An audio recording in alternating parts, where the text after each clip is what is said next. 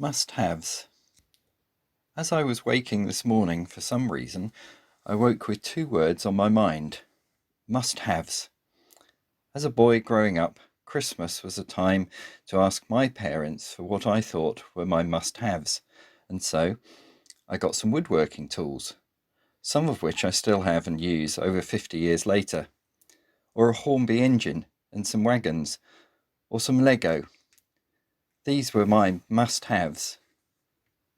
As I started looking at the online Daily Mail this morning, it had an article on must-haves. Funny that. They had polled 2,000 people and found these at the top must-haves.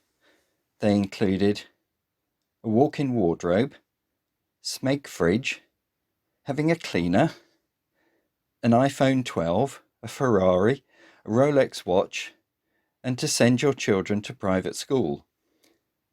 We are all bombarded on our TVs, via the internet, and in our supermarkets about must-haves.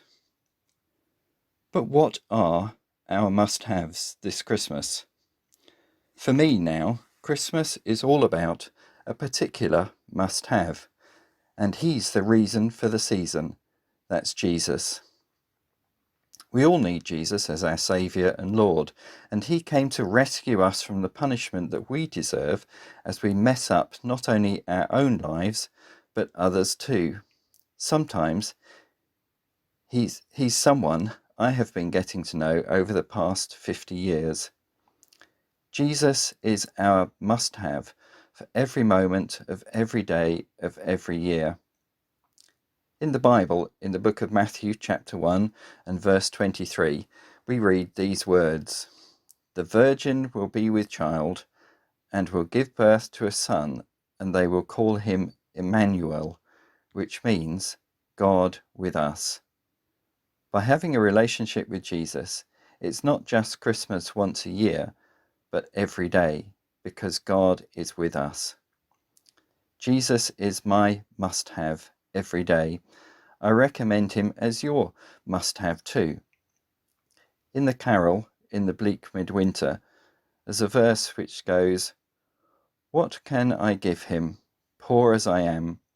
If I were a shepherd, I would give a lamb. If I were a wise man, I would do my part. Yet what can I give him? Give my heart." I recommend Jesus as your must-have this year and every year.